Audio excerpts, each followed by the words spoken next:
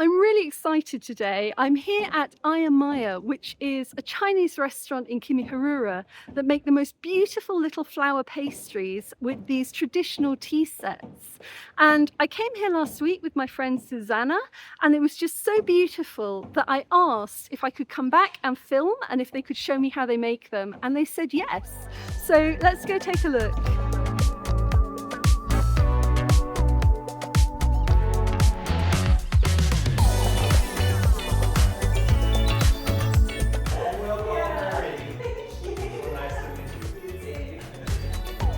EyaMya is a restaurant and community centre off the cobbled road in Kimihurura. It was founded by Pak and Joy to celebrate Chinese food and culture. Hi. Hello, we came here 3 years ago, almost 2023. And before we come Kigali, we stay at Tanzania 1 year. I feel that Africa is the future. And I'm a little boring with the life in China, so I just decided to take my family together to remove to Africa. First, we choose Dar es Salaam, Tanzania, and after 1 year's life there, we just something not good happened there, so I don't feel so safe for a family with my wife and 2 daughters. So I decided to choose another city which is clean and safe. Finally, I choose Kigali. You know, China has a very long history, like 5,000 years. I want to show the Chinese culture and how the Chinese people eat normally. So we cook some traditional Chinese food which you can only find in EyaMya. As we all know, there's a lot of Chinese cakes, but first we choose the flower pastry because the style is good and beautiful and easy to attract people to get a taste. And the second, we can choose a lot of different fillings inside, and it's good look and delicious. We bring the filling from China, and then we decided to make some fillings from here, like the green beans, red beans, and other things we can find in Kigali. Before we open the restaurant, I'm trying to teach some children for Chinese, but it is not easier for me to catch the children who wanted to know the Chinese culture. After that, we decided to open this restaurant. It is not only a restaurant to sell out the food. This is including some Chinese culture, just like our teapot, just like our tea and our dessert, even our food. And right now, I can talk with some parents. They are very interested in Chinese culture and what about China right now. And what I want to do in the future, not only for the restaurant, we wanted to talk with them and invite them to go China, to know more about China, to let the world, to let Africa know about China. A real China. Yeah. Yeah, for the modern China, not only the Asian China, but also, you know, the Chinese people, the live Chinese people now living. This is important. We are not living the past. We must look around and see the future. We have a friendship for a long time between China and Rwanda, and I think in the future we will get more and more cooperation, not only in the economic and construction or the road or other place, but also for the communication with the two society or two countries people or citizens.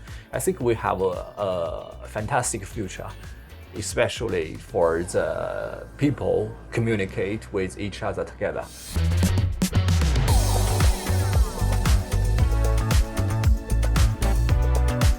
EyaMya is known for its beautiful flower pastries filled with lotus seeds and bean paste. Joy very kindly agreed to show me how they're made. It all starts with coloured balls of pastry, which are carefully rolled out to blend the colours together. It's such a delicate process.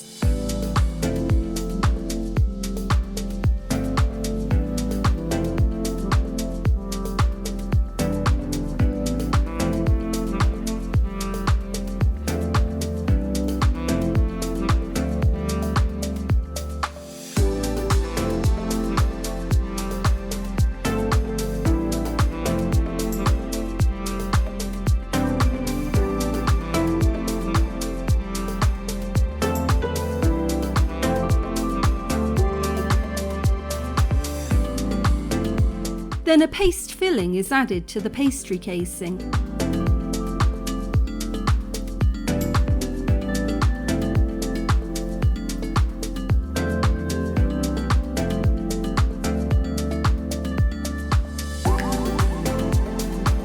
Joy carefully shapes each pastry by hand, cutting the petals and forming each one into a flower.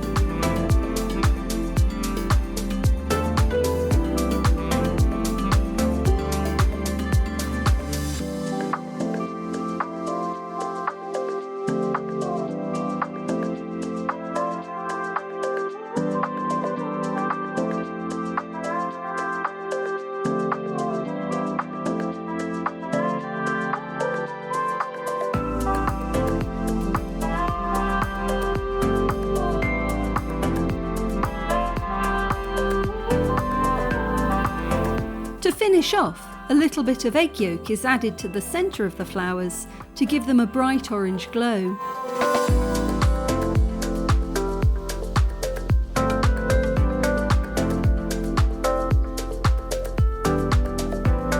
And tiny edible osmanthus flowers are sprinkled for a final decoration.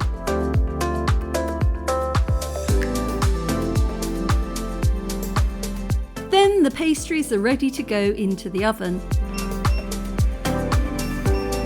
Next, the staff begin preparing dough for the fried dumplings. After the dough has been left to rest for a while, it's time to divide it up.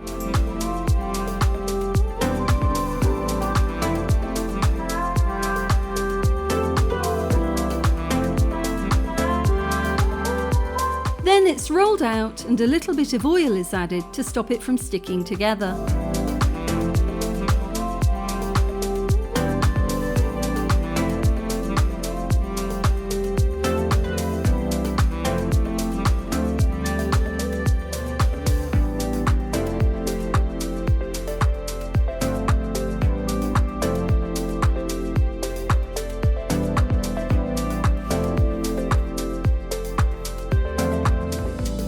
Next comes the filling, perfectly seasoned pork.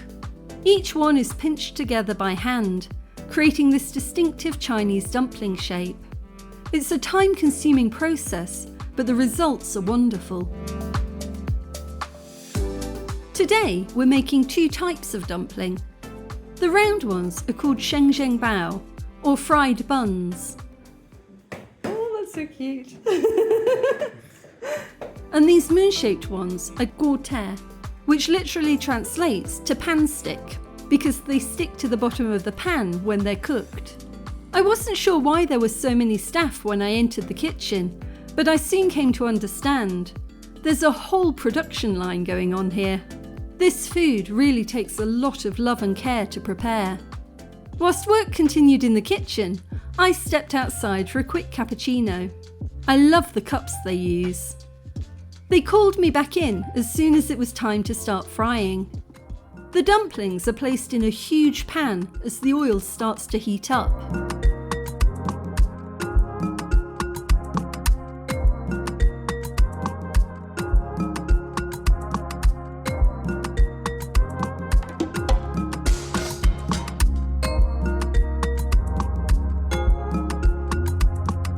Once the oil comes up to temperature, the cook adds a small amount of water. Joy calls this Chinese magic. Oh wow.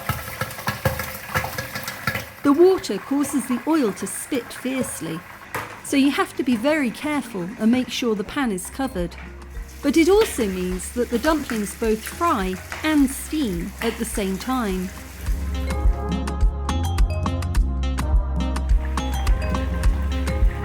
When things start to calm down, a handful of sesame seeds are added to complete the dish, and the excess oil is drained away. They also have a really impressive vat which gently simmers and heats up food without boiling it. I was pretty fascinated, as I'd never seen one of these before. Then it was time to plate the dumplings.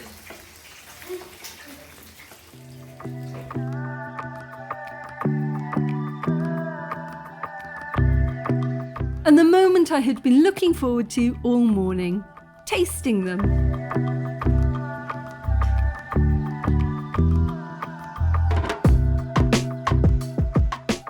This is a fried dumpling, and this is we call it shengjianbao in Chinese. It's just something like a crispy bottom, pan-fried bun. Yes, it's traditional Chinese food. Actually, this style is normal for South China, and you know China is huge. Yes, the south part and the north part is totally different. This is normal for the south part. First, you can try one without any sauce, but for us, we usually use it with the vinegar. So you buy the small one like this, and then put in the vinegar a little, and then it's good. For chopsticks, we have two sticks, right? Okay, the first one we always hold here inside, and use this finger, touch a little. And the second one, we use these two fingers to hold on. I use these two fingers. We use 1, 2, 3 fingers to catch another one. And what we want to catch our dishes, we only move this stick. And for this stick, never move again. We use this one to touch another one to catch the things. See me? Hold it. Is it easy? Kick. Only move the first one. So here we've got the xinjianbao, which we've just seen being made. And I didn't realise, but they add the water to the oil so that it's fried and it's steamed at the same time. So you say to try it first without dipping it? Yeah, once. Okay. Oh wow. Oh. There's the oil coming out of it. It tastes so good. It's really nicely seasoned. It's very, very light. It's soy sauce, a bit of salt, a bit of sugar. It's absolutely fantastic. So I'm just gonna give it a dip. My chopstick skills are not so good.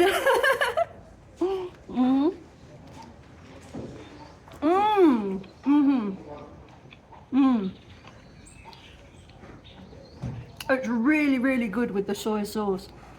These are delicious. And these ones are water, if I've pronounced that correctly. And they are also pork, but you can get different fillings. So you can get beef or pork or vegetable. You can choose when you come here. And I'm going to just dip that one as well. I'm really liking that sauce.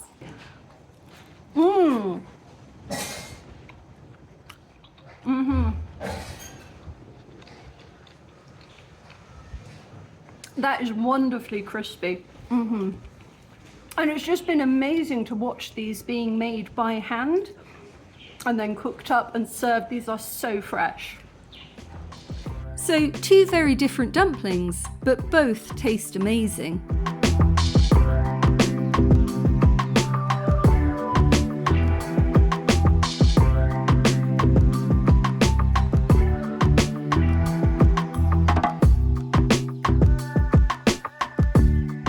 As well as great food, EyeMya is a place to come for tea testing. Green tea was discovered in China around 5,000 years ago, and the process of refining it into black tea dates back about 500 years. The restaurant has a range of specialty teas you can come and sample in beautiful traditional tea sets. It's the perfect accompaniment to flower pastries.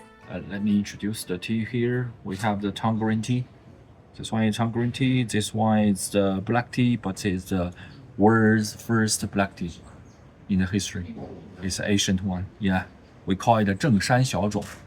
Yes, the first black tea is from China, and this is the pu'er tea. Pu'er tea is better for your sleep. You know, all tea always have caffeine, but after cooked, the caffeine is really, really small, and it's help you for your sleep well. And this is the jasmine tea, most popular in Kigali. Yes, it smells like a flower tea and tastes good. And this is a special. This is monk fruit. monk fruit tea. It's better for your sore throat. Yes, when you have a sore throat or something, you know, you can drink it. Yeah, no sugar, but it tastes sweet.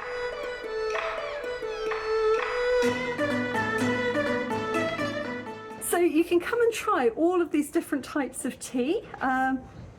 Oh, I don't know how to describe this.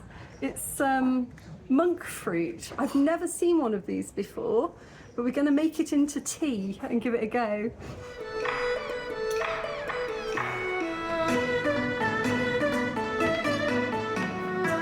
Just turn to the tea color, some brown and bright color. Alright guys, so this one is the monk fruit and it's also stevia, and apparently it's very, very good for your throat if you've got a cold. But I don't have a cold, but I was just so fascinated by the fruit that I wanted to try it. It's got quite a musky smell to it. I like, if you imagine, I don't know, like really dry tamarind husk or something, but it's not sharp, it's just, yeah, earthy. Let's try it. Mmm. Oh. Mmm. It's got ever such a slight sweetness at the back of the tongue. Quite an unusual taste, but pleasant. So if you've got a sore throat, this is the place to come and ask for the monk fruit tea.